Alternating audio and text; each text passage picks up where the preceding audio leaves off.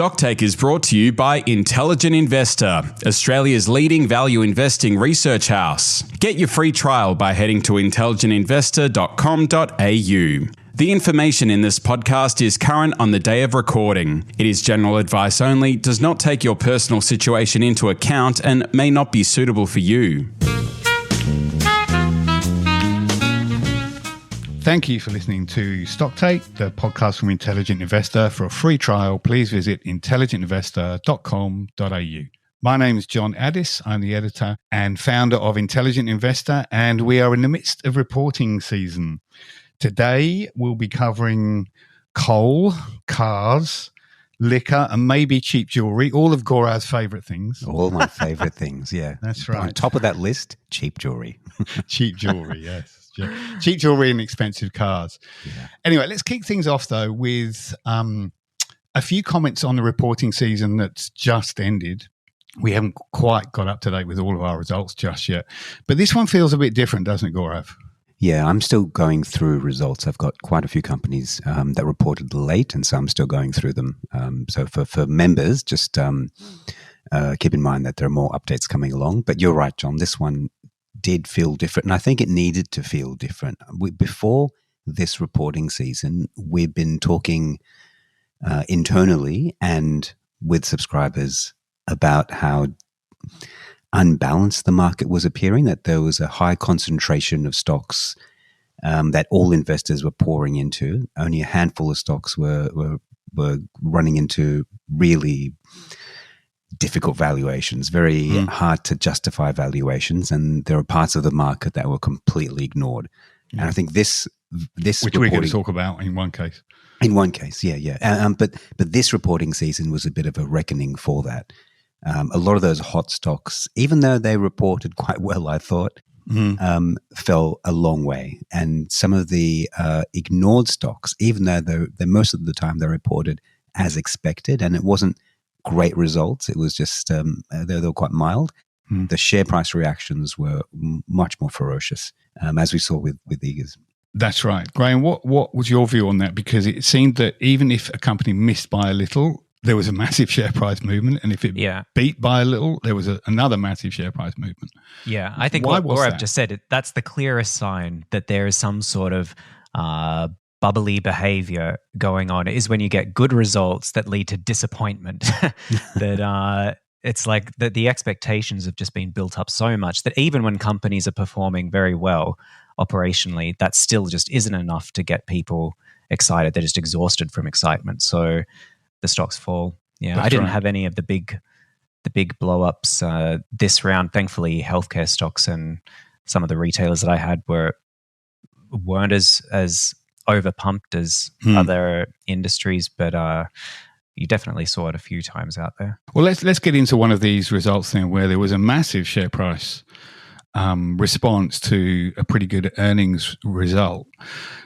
I think it was about 6 months ago now when we went up to Brisbane and we had a look at Easy Auto 123, which is a second-hand car retailer that takes a different approach, a more ethical approach, I'd argue, and also Auto Mall in Indooroopilly in inner city Brisbane, which is a new sort of retailing concept in a shopping centre where they have cars that are sold kind of like upmarket TVs. Gaurav, we're talking about Eagers. What happened with Eagers? Because the share price rose, I think, 25%, over 20% in the space of a few days after its results came out. What's going on? Because the sector was hit really, really hard, and yet this was just an outstanding result. Yes. Just for a bit of background, Eagers, of course, is the largest auto dealership in Australia. They have about 11% market share. The next largest auto dealership group has maybe 3% market share. So it dominates that industry by volume, and this result was a great display of that dominance because the two listed competitors, Autosports and Peter Warren's, they had really modest results. Margins have been cut dramatically. Volumes are still holding up relatively well. Inventory has blown out, and when inventory blows out, finance costs rise, and of course, high interest rates are impacting costs as well. So it was a poor result from both competitors. And I wasn't sure which way Eagers would go. It was quite possible that they would repeat the poor results of their competitors, but Eagers is a little bit different because it has an exclusive license to distribute BYD, and I know BYD sales have been going bonkers. Let me just give the listeners a little bit of an insight into how mad BYD sales are at the moment. I went down to a local Easy Auto 123 to have a look at some BYDs. There was a small corner of the massive shed that where about 300 or 400 secondhand cars are on display. A small corner with maybe 4 or 5 BYD models, and there were more people gathered around those 4 models than there were in the rest of the warehouse with 200 or 300 cars in it. I asked for a test drive of one vehicle. Never bought a new car in my life, and I thought I'm going to do it this time. Oh wow! I couldn't get one for 4 days. Couldn't get a test drive for 4 days, and there's a 10 to 12 week wait for the car itself. And I did look at BYD. I had a look at where they're at. I think they have exported twice the amount of cars they exported this time last year, and Eagers is a major beneficiary of that because they're an exclusive distributor for the brand. One dealership that I spoke to said that 50% of their sales by volume was BYD, and they have a whole bunch of brands inside their little mall. So that BYD is definitely taking off. You'd think they'd also benefit from the pushback against Tesla these days, where Tesla, I think, had a bit of a monopoly over electric cars for so long. But with everything that's happening with Elon Musk, you're getting more and more people turning away from that brand, and they're going to want something to replace it. And BYD is probably the next most logical choice. Yeah, no doubt. There's been brand damage to Tesla, without a doubt. You can see it in their sales numbers. That's the thing about Tesla is that, we used to talk about Tesla in the way that it was a good company because it didn't have a marketing department, because the marketing department was the CEO, and that has turned out to be a massive, massive key man risk issue. There's these wonderful stickers that I see because Vancouver has, I think, one of the highest densities of Teslas in the world. It's very, very. I think that's going to change, Graham. Yeah, probably. And but there's these stickers that I see on some of them, which says, I don't know who's selling them, but it says, "I bought this before Elon went crazy." Yeah, that's right. I don't know. Maybe they'll start making inroads into the neo-Nazi market. Yeah. Maybe. Mercedes tried it, so. Yeah. It happened to a brand, I think Fred Perry, right? Fred Perry is a fashion brand that began in tennis, and it was kind of a preppy, gentlemanly tennis brand. Yeah. And then it got overtaken by extreme right, and now it's become a uniform for the extreme right, and the poor brand is pulling its hair out, thinking, what are we going to do? The same thing happened with a similar brand in the UK in the 70s and 80s with football hooliganism. Oh yeah, they just assumed ownership of a brand. Anyway, let's get back onto BYD. Gaurav, I've got a question about Eagers.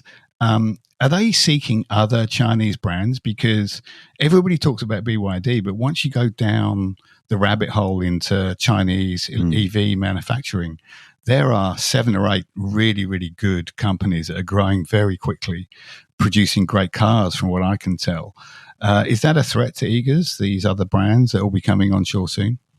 Well, they've already got distribution agreements with most of them.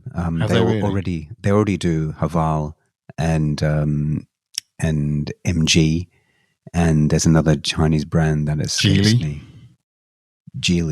They do Geely. I don't know about Geely actually, because Geely do the Polestar.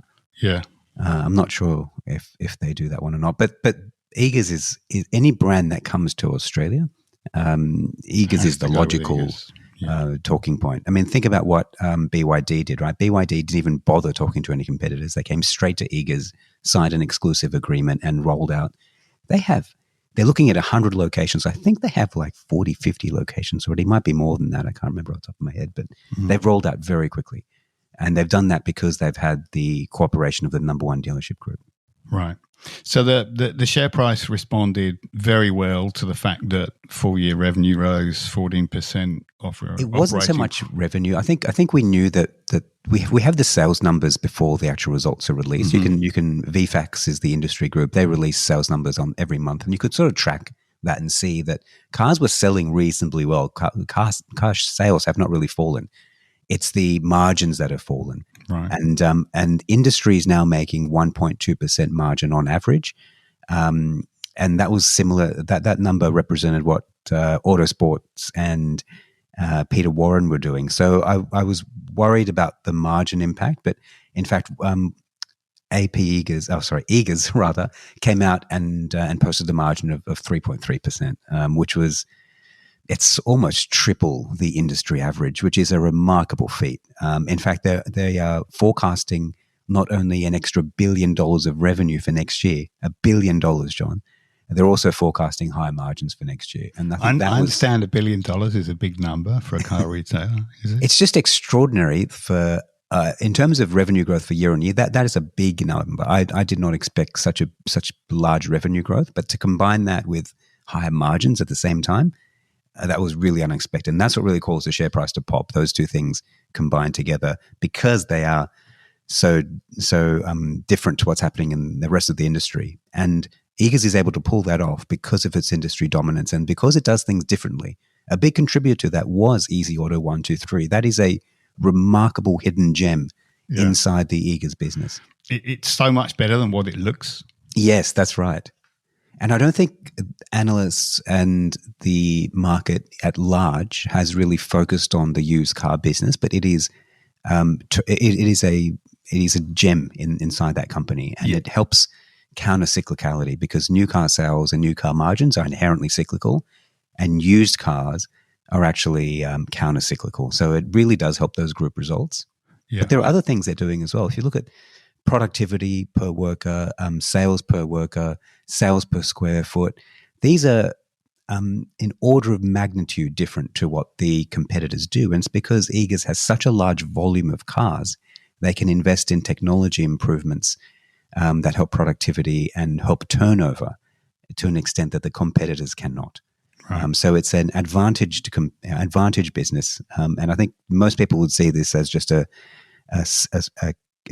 capital-intensive cyclical business. And I think we refuted that in our original review of Eagers to show that it's a high-quality business. I just think we should make it clear to listeners that if you are near an Easy 123 Auto, what would you call it, outlet store, go down there and have a look, and then look at what the capital involved in owning that land and putting a shed on it and then filling it with 300 secondhand cars, and then think about how that business works within the whole Eagers setup, because there's almost a flywheel effect. It's a flywheel. Yes, you're right. There's a flywheel effect where you might come in, you sell your secondhand car, you buy a new car, then you go back to Eagers, sell the new car. That goes into Easy Auto 123. You buy a new car.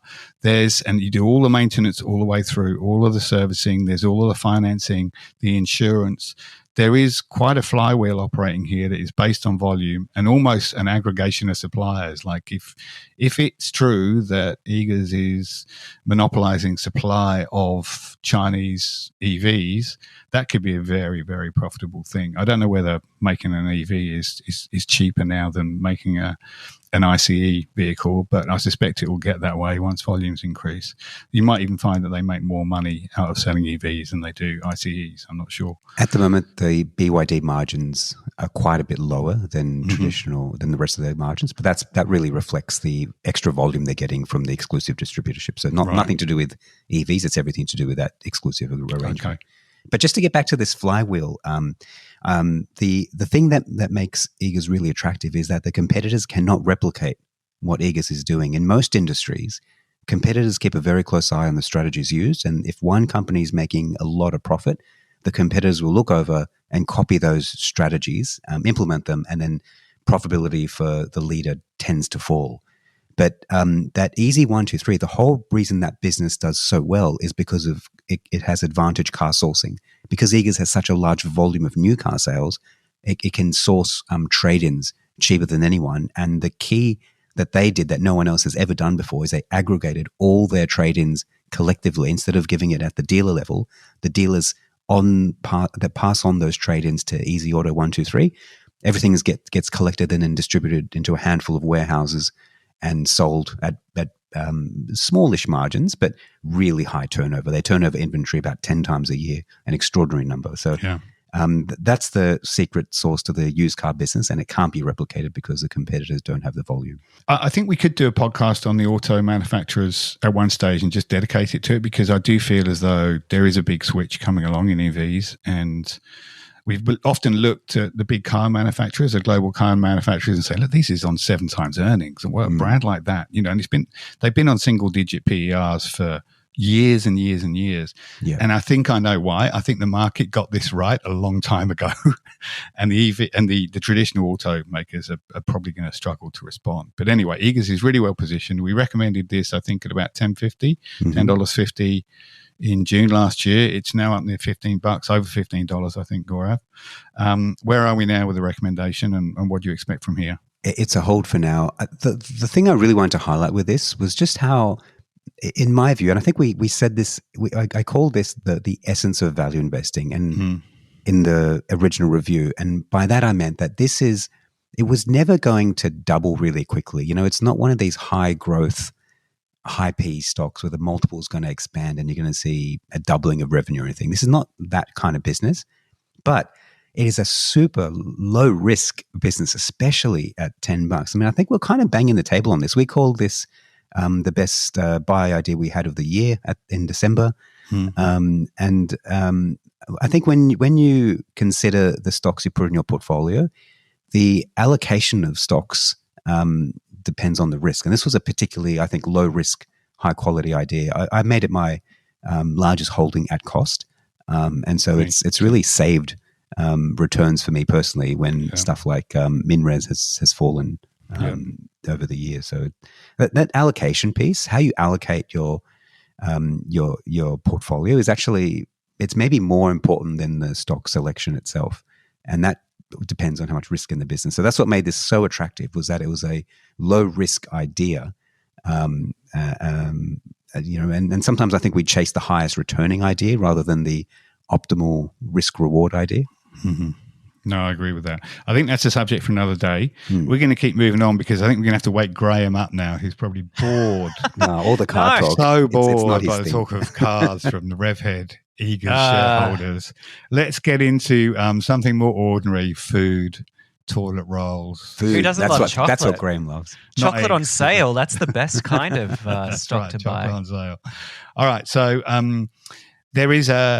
there's always a fight between Coles and Woolies, but it's been especially brutal this time around, Graham. You said at this point it isn't a competition between Coles and Woolies, it's a knockout. Why is that?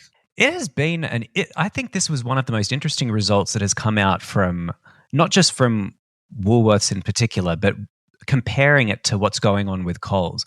Because at the moment, they really aren't head-to-head anymore. Coles is pulling ahead quite substantially. Even though Woolworths still has a large advantage, it's quite a bit bigger than Coles, and that leads to all kinds of advantages in the supply chains or the unit economics and all of that. But in terms of their results over the past probably 2 years and certainly this past year, Woolworths has just been slipping. It's been losing market share to Coles pretty much every single quarter, and this was another example of it, where Coles was able to increase its sales 4% over the past 6 months. Woolworths only managed 3%. It was, I think, it was substantially anchored by the strike in the Melbourne distribution centre. I don't know. I wasn't there, but I suspect I was there. My son works in a Coles in Port Melbourne, and I got first-hand complaints about how they were getting all of these customers from Woolies in Port Melbourne because there was nothing on the shelves in Woolies. And this was a gift to Coles because Coles basically made an extra 100 million out of it from just a 17-day strike at Woolworths. And there was all kinds of issues with Woolworths shelves being empty and that kind of thing. And Coles just mopped up the extra market share. You would think that now that things have stabilized and the distribution centers up and running again, that there'll be a spring back, that Woolworths hasn't lost all of these customers permanently. But it does do damage. It does damage its brand. It damages its trust. There was a really interesting flip of the operating margins this year, or this half, where Woolworths with its size has always been doing better than Coles. It has a higher margin, but this was the first quarter where Coles pulled ahead of it, which is an interesting flip. Yeah. The good news from it is that Woolworths has been responding with price cuts. So you're probably these days more likely to get a deal at Woolworths than Coles. It's been very aggressive in those price cuts and has now done 4 consecutive quarters of price cuts across plenty of its categories, putting them on sale. And so that's very good for the consumer. It isn't very good for shareholders at the moment because it's been screwing up that margin, basically. Right. And this is the new CEO. Is that part of the strategy to win back market share? I definitely think it is.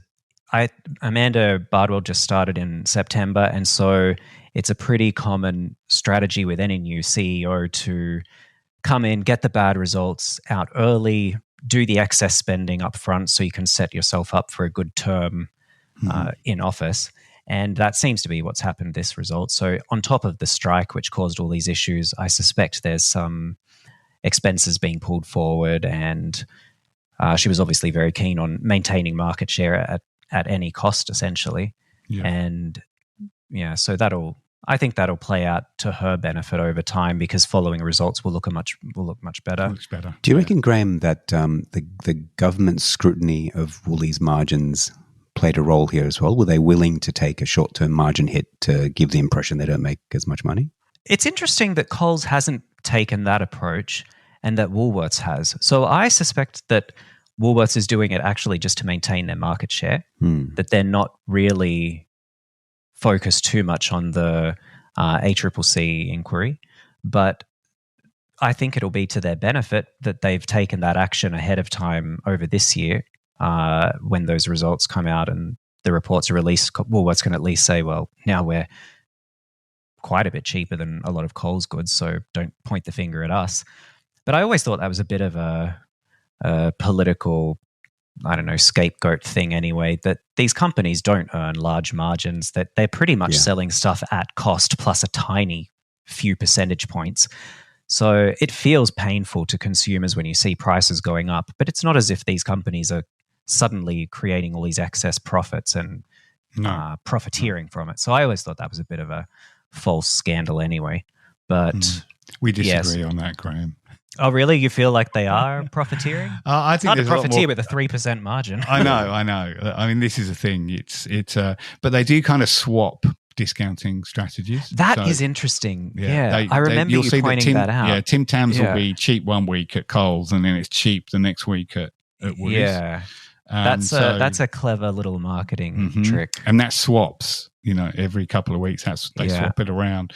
It does, like when you look at the chart, it was actually an ABC chart that produced it on 5 or 6 different goods. And it's quite astonishing to look at, and you look at it and go, how can this not be perfectly collusion? In sync. Yeah. It's almost too obvious. They really need to get their act together. Yeah, but at the same time, if it's not leading to all these excess profits, well, what? That's it. They're not doing it very well. Yeah. It's just the illusion of, like, discounting has a magical kind of effect. It's like the word free. It plays tricks in your mind. So if you are discounting a range of products every single week and you walk around and you see those discounts, you feel as though you're getting a bargain in the shop altogether when you're clearly not. Yeah. And I think it's more about a mentality thing than it is a collusion thing. And they both do it, and they do it quite cleverly. Graham, what about the pricing then? We've got a hold on Coles, but Woolies is a buy. Yeah, we raised the price. Yeah, we raised the buy price for Coles at this result because I think it is becoming increasingly clear that it's not just Woolworths dropping the ball, that Coles is actually responding to this flailing competitor quite well. And so they do deserve a little extra merit. And I think it showed in this result more than any other over the past year, I would say. Woolworths, however, I think is the bigger bargain at today's price, that it's the one whose margins are currently under pressure, but it still has a kind of 5% market share lead over Coles. It has a third of the retail grocery market in Australia. And that has a lot of very built-in advantages in economies of scale. And I think that those margins will flip, that there's no reason once Woolworths gets its act together, once the new CEO is settled in, I think that it has the advantage to be able to repair its margin much quicker than Coles can. And it also has some other divisions which are recovering. Its Big W and New Zealand-based businesses are starting to recover. So I think there's a bit of extra earnings growth that's possible out of Woolworths. The easy win here, Graham, surely. I don't understand why that Big W division continues. I understand it sucks in a lot of capital and makes very little money. The easiest way to juice up returns from Woolies would just be to sell or shut it down. It is a bit surprising they hang on to it so desperately. Yeah, I'm really surprised they hang on to it. Yeah. Maybe they just can't find a buyer for it. I don't know. I feel like someone would buy it. Yeah. Yeah. Anyway, look, let's move on. I don't think we're going to have any time to talk about Gaurav's cheap jewelry. But having done diesel, we are going to move on to another one of his favourite things, coal, after this break. So stay with us. People are always trying to create wealth, but protecting wealth is just as important. Secure your financial future for yourself and your loved ones with life insurance, the essential safety net for your legacy. Head to investsmart.com.au/life-insurance for an easy free quote on life insurance options. Simply share a few details about your situation to get a range of plans and prices. And we're back to talk about Whitehaven. Now, Gaurav, this was one of our probably best performing stocks over the past 6 or 7 years, maybe even 10 years. This was a 10-bagger for us. And amazingly, Whitehaven is back on the buy list. Yeah. And but it's a very different business to what it was when we first recommended it all those years ago, when everybody hated coal and it was going out the door backwards, which obviously didn't happen. Why is Whitehaven so different from what it was when we first recommended it? Yeah, when we first recommended it, it was actually quite a hairy speculative position because Whitehaven was swimming in debt. It had billions of dollars of debt and very little operating cash flow, but coal prices were deep in the dumps and they have fundamentally good quality assets. So the bet there, as it always is with any commodity investment, is if you're doing this, if you're investing correctly in commodities, you're buying when everything looks grim and prices are low and there's no profits, and you're hanging on and waiting for prices to recover. That's cyclicality working for you, and that's what we did essentially with Whitehaven. The reason that worked out so well was because there was in the background there was all this ESG stuff where the ESG mafia prevented anyone from buying Whitehaven. Gaurav's revealing his true colours here. You've got the ESG and DEI are the two things that really gets him going. ESG, I have nothing against DEI, but ESG is, I'm going to say, it's the stupidest thing. From an investment perspective. And a lot of it was so like kind of greenwashing anyway. But anyway, please go on. The world needs coal. If I see a company that starts off with ESG, that's one negative earned already. But anyway, so the mafia stopped anyone from buying those stocks, and so what you saw there was as coal prices improved, profitability improved dramatically. You saw Whitehaven pay off all its debt, generate substantial cash flow, pay dividends, and the share price did not move. And Incredible. That was the single best opportunity I've seen in my investment career. Because you didn't have to bet on anything. It went from a situation where you were taking a speculative bet that prices would improve. Prices had improved. Debt was paid off. The thing was spewing out dividends, and yet the share price barely budged. I don't think we'll see a repeat of that. That is not what is on the table today. So today, it's such a funny one because I remember you making that argument and you laid it out, and it all seemed crystal clear and was very intelligent and understandable. And yet even I sat there and I was like, it's just too good to be true. It's too good to be true. Why would this money be available to me? And it was. I just literally didn't do anything with it. So I'm sure lots of people had that information and they saw it all, and it was too good a deal, I think. Yeah. I did act, and I bought some coal stocks, Whitehaven and New Hope. And after about 2 months, I just decided this wasn't me. I couldn't do it. And I sold it. The mafia got to you. The mafia knocked on my door and said, forget about the money. You just like sitting in the dark, do you, John? Just be. I've solar panels, Gaurav. Yeah, well, I guess you don't use lights at night time then. No. I don't read anyway, so I don't need lights. All right. Well, the situation we have now is that Whitehaven actually used all that cash flow, all that excess profitability, and had bought a bunch of BHP assets And I was against the purchase at the time. There were two reasons. I firstly wanted Whitehaven to pay out massive dividends, which they could have done, could have paid out basically 60% of its entire market cap in dividends if they had chosen to do so. And I also expected them to raise equity, and I was furious at an equity raise when I didn't want that to happen. I didn't want to be diluted. Yeah. But in fact, what Whitehaven did was kind of magical. They bought more coal. They talked BHP into funding the acquisition. So they just effectively used vendor financing.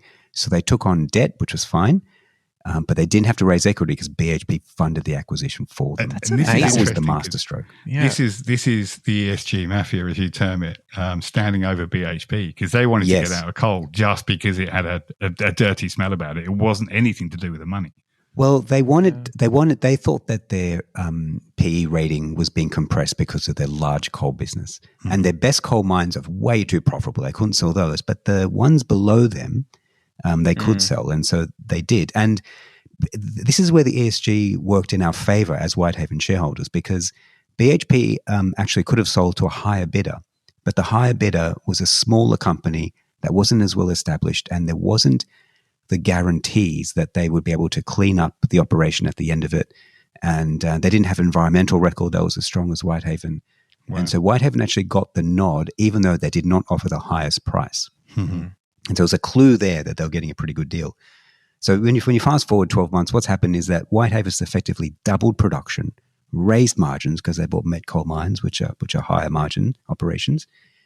They doubled production, raised margins, and they did it on the same equity base. And they've actually repaid all the debt already. So we're back at Whitehaven now being debt-free with twice as much production before the deal on the same equity base. And the share price is now back to where it was when it was pre-BHP merger. So I think there's... So what are you buying this for then? Are you buying it for just the cash? Are you buying it for capital growth? Are you buying it for expected dividend payments? Look, I think we're every chance of getting to $9 on Whitehaven. That's my valuation of the business. Even with compressed multiples, I struggle to get too much less than that. But I'm not expecting high multiples for this business. What you're really buying for is a resumption of dividend payments, because there's probably $1 billion of free cash flow to come. This is a $4 billion business. So, once everything sort of evens out, it's a potential free cash flow yield of 25% on offer. Wow. Why wouldn't they go and do what they did with BHP again? They could. I think the problem they have now is the asset quality for sale now isn't quite, BHP can only sell so many mines. There's not that many great assets left for sale. And they needed a BHP, someone who cared about non-financial matters. I think the sellers of assets now, Anglo, for example, sold some of its met coal mines, but they really wanted the highest bidder. Yeah. They weren't restricted by considerations like environmental rehabilitation and stewardship of the asset. They sold to the highest bidder. Only BHP and Rio would have done what Whitehaven was able to convince them to do. Okay, got it. So it was a kind of a one-off deal. But yeah, it's remarkable that we have this opportunity again. I should quickly add, this is not a no-brainer. This is not the no-brainer that it was. Met coal prices have really fallen a long way, as have thermal coal prices. So we're back at coal prices being rather low. This still generates free cash flow, but on a spot price basis, multiples look fair rather than cheap. So we are betting that prices accelerate from here. That's what you kind of need to happen. Okay. All right, Gaurav. Thank you for that. We're getting messages from producer Greg to wrap things up because, as usual, we ranted too long about cars. I'd like to thank you both for attending. Well, Graham sat there quietly. Graham had a little nap. So thanks, everybody. If you want to access our coverage of reporting season, which we've still got a few more stocks to come out, please visit intelligentinvestor.com.au for a free trial. And we will be back in 2 weeks. Thanks again for your time.